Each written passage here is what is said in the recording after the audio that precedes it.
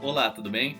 Meu nome é Lucas Concheto e nesse episódio a gente vai falar sobre o livro Pense como um Freak, do Steven Levy e do Steve Dubner. Eles ficaram conhecidos com um livro que eles lançaram anteriormente chamado Freakonomics, e eles tinham um site desse livro onde as pessoas poderiam enviar perguntas, e eles receberam tantas perguntas dos mais variados tipos, desde como que eu faço para ser feliz, como eu resolvo um problema do meu dia a dia, entre muitas outras perguntas das mais variadas possíveis. E os autores perceberam que, além de falar sobre economia de uma forma diferente, eles poderiam fazer um livro falando de como pensar como um freak. Não só de dados que um freak gera. E aí eles lançaram o Pense como um Freak. Pensar como um freak tem tudo a ver com o que a gente já até ouviu falar, que é pensar diferente, ir contra a maré, quebrar alguns paradigmas. Mas os autores, eles mostram de uma forma bem humorada e com diversos experimentos diferentes como você pode fazer para pensar como um freak. Eles dão um exemplo, no caso do futebol, eles fizeram um experimento, eles fizeram uma análise de dados de pênaltis. Então eles perceberam que a probabilidade de você acertar, fazer gol chutando reto, chutando no meio do gol, é muito maior do que você chutar nas laterais. Mas a questão é que o senso comum não autoriza o jogador a jogar no meio. Eles sempre chutam num dos cantos. Por quê? É melhor errar chutando num dos cantos do que chutar no meio onde o goleiro tá. Então eles falam que o freak, ele vai além disso. Ele quebra com esse senso comum, ele não se importa com o que os outros vão pensar, o que é um exercício difícil, e aí ele acaba acertando muitas vezes e muitas vezes ele não acerta, mas a questão é que ele pensa diferente, ele aprende com isso, ele tem um pensamento que rompe com algumas barreiras e com isso ele tem um crescimento. Na maioria das vezes a gente não pensa como um freak, e a ideia dos autores é que a gente faça o que para pensar como um freak? É que a gente, quando tenha uma ideia, a gente não fique preso a ela. Eles falam do favoritismo. Muitas vezes você tem uma ideia que você construiu ela há muito tempo, você tem uma opinião formada sobre algo, mas a ideia é que você não utilize essa opinião formada, é que você quebre com ela, que você vá além, que você rompa com isso, e aí, mesmo que a outra ideia não lhe agrade ou não faça você mudar a anterior, ela vai te provocar novas perspectivas. Isso com certeza vai garantir um crescimento. O livro ele tem um aspecto documental, experimental, então eles trazem muitos dados, muita estatística de coisas que aconteceram em diferentes lugares, em diferentes épocas, pelo pensamento freak, né? Pessoas que pensaram diferente, que quebraram um pouco o paradigma e tiveram resultados muito além do esperado. Três temas do livro me chamaram mais atenção, que são as três palavras mais difíceis de dizer, pensar como uma criança e o lado bom de desistir. Eu vou falar um pouco sobre cada um desses temas e como eles fazem a gente pensar como um freak, provoca a mudança e a quebra de paradigma. Os autores perceberam, com algumas análises, que tinham três palavras que eram muito difíceis de ser ditas. E muitas pessoas acham que é eu te amo, mas não é eu não sei. Eles perceberam que em diferentes lugares as pessoas não assumem que não sabem algo, é muito difícil. É uma maioria muito grande que responde sem saber muitas vezes, afirma um conhecimento sem ter certeza. E eles foram ver se o problema era só adultos mentiam em relação ao conhecimento. Eles começaram fazendo um experimento com as crianças.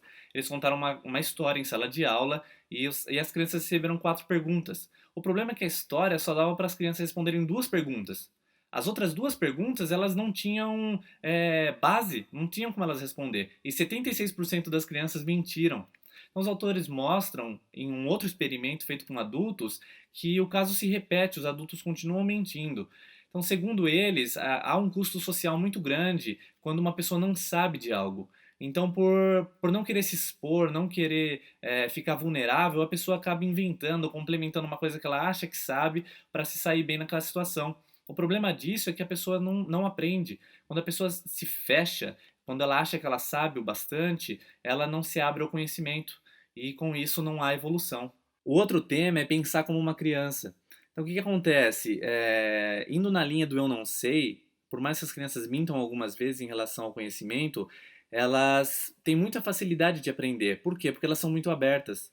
Elas não têm medo de errar, elas expõem suas ideias, por mais que os adultos achem um absurdo aquela ideia, e com isso elas aprendem muito, porque elas testam muito, elas colocam a informação para fora, elas exploram, E o pensamento de criança, que eles falam que é uma coisa legal também, é que por mais que as crianças tenham curiosidades enormes, elas fazem perguntas muitas vezes pequenas. Coisas pequenas, curiosidades pequenas.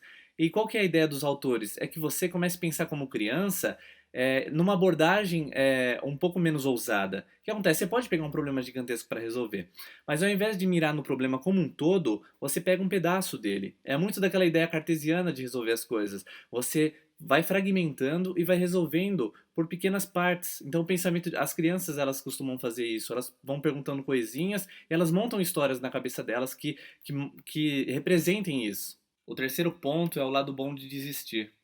Uma coisa muito difícil é a gente desistir de alguma coisa.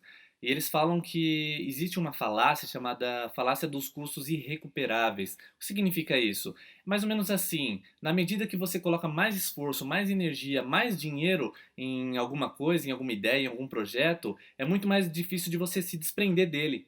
Por quê? Porque você tem a sensação que você já se doou muito, que você gastou muita energia, muito suor, muito dinheiro e não é o momento certo de você parar. Por mais que as coisas estão indo mal, a questão é que essa falácia faz a gente pensar de que é melhor tentar mais um pouquinho, porque a gente já investiu muito. Só que o problema disso é que muitas vezes o prejuízo é ainda maior, o impacto é muito maior. Além disso, é muito difícil desistir, porque na nossa sociedade, no modo que a gente opera, há uma cobrança muito grande pelo sucesso. Então o fracasso ele é olhado com muito maus olhos. A gente está tendo uma mudança agora por parte do empreendedorismo, um pensamento mais modernizado no sentido do fracasso. As pessoas estão aceitando mais o fracasso porque tem como aprender muito com ele, mas ele ainda é muito estigmatizado. O fracasso ele ainda não é bem aceito, ele é totalmente recusado.